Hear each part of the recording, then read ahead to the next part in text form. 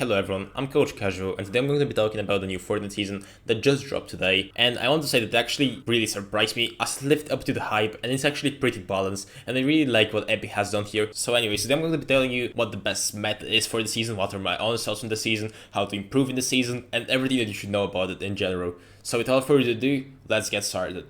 Starting off with the map, and I gotta say, I don't like this trend where out changes are only in one part of the map. For the season, it's the north and the northeast side of the map, but that's what Epic has chosen to do, so we can't really do much about it, so we just gotta deal with it. So anyways, I think that Epic has done quite a good job on the POIs, as there's 4 new POIs, 3 of them having new medallions, and I actually think that the medallions this season are not as broken, as one of them is completely useless. That's the Doom Strat medallion, and it just gives you stealth mode when you crouch, and when you're in stealth mode, you can still be seen by everyone if they're just looking at you, and you can't heal or use your weapons. I think it's a disadvantage. I'm pretty sure that a lot of teams are going to be dropping it, because it's just not worth it just giving out your location for it. For the Castle Doom medallion, that's the medallion that gives you Siphon, and that is just like the Underworld medallion, and it's going to be pretty good for solos, and it's okay in duos, but only one of the players having Siphon is not that great of a deal. And then there's a third POI, which is the Raft, and the Raft is the most broken POI in the season, and it's essentially just the Grim Gate in the season, and that's why Peterbot has actually gone ahead and just claimed it from the first hour of the season. This medallion allows you to see everyone in the 50-meter radius every 10 seconds,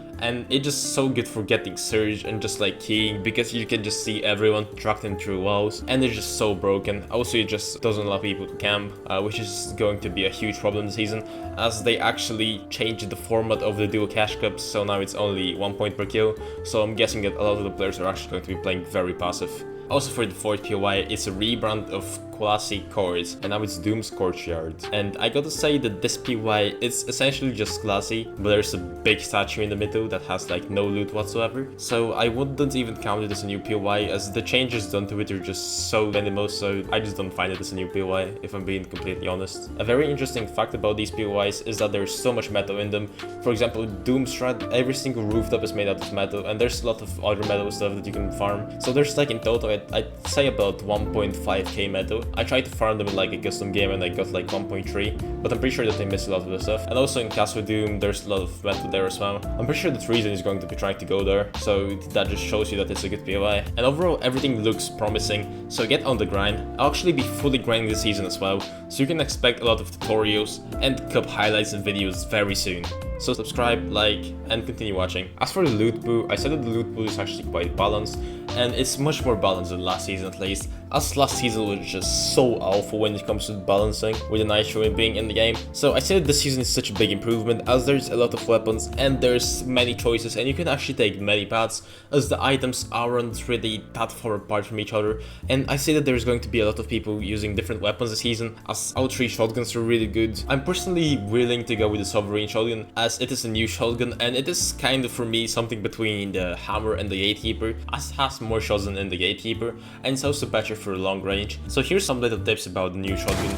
The new shotgun is actually very good if you're less than a tile away from your opponent, as it is going to deal insane amounts of damage in the body, in head, wherever you shoot. But it's not that great if you're far away from your opponent. If you're more than a tile away from your opponent, then you should scope your shotgun, and that way it's going to do damage. But if you just don't scope your shotgun, then you're going to hit some 20s, 40s, and that's the max damage that you see. So yeah, that's something that you're going to have to adjust to, and that's the biggest change in the meta when it comes to fighting. For ARs, the burst assault rifle is just completely nuts. The Striker AR is also very good, but it just cannot match up ability to just beam your enemy and just shoot at him and just kill him in less than half a second. And also with nerfs that the Striker AR has received, it's just not that accurate and it's not that great. So I'd say that the burst is just better in every single way. The new pistol is also very good. It does 65% more damage when you're ADSing, but I don't really recommend using it if you have the chance to pick up a burst AR. But as I said, everything in the season is completely optional, so it's all up to you.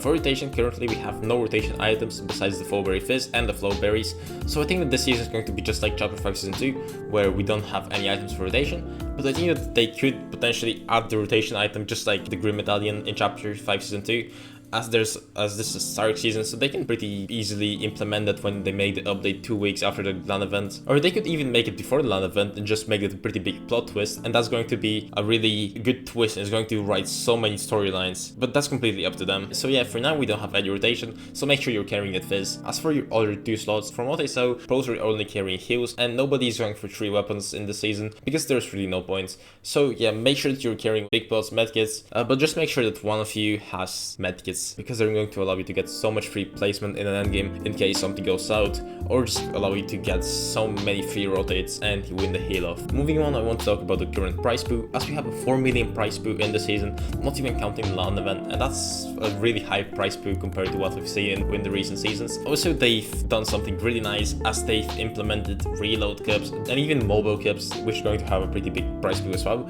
So there's going to be competitive on mobile and for players that just don't enjoy playing anything besides reload, and I really like that. Also, they've increased the price pool on the duo cash cups by a lot, as first place is now going to get $10,000, which is a pretty good amount for winning a duo cash cup, and it's probably going to make all the good teams actually try to win and just strike her completely, as we don't really have an FNCS this season. This is an actually pretty good measure to just make people actually grind for something, as they're going to feel motivated knowing that there's a pretty big reward on the end. As when there's no FNCS, most of the times people just don't really try that much and they're just not that motivated because there's nothing to play for. But in this case, I think that Epic has actually handled this pretty nice, and I'm pretty sure that we're going to be seeing a lot of pros who are not quote to LAN event actually fully grinding the game and trying to win as much money as they can from the duo cash cups. Alright, I'm going to mention it again, the duo cash cups have a slightly different format right now, which is actually going to impact the game a lot, as each kill is worth 1 point compared to before's 2 points, so that's going to probably make a lot of people play passive. As I've talked to a lot of coaches and they've all told me that they're going to play passive, as healing is just not worth it anymore, as consistency is just going to give you so much more points. So yeah, that's going to be very interesting to watch, and I'm definitely going to be VOD reviewing, watching a lot of these games, and just helping you out by VOD reviewing a lot of tourneys. So yeah, expect that in the future. Next up are the Solo Victory Cups, and we actually have a huge change. This is probably the craziest thing that Epic has done to the Solo Victory Cups ever, as they've doubled the qual range for NA and EU, and for NA you need to be top 10k to qual, and for EU you need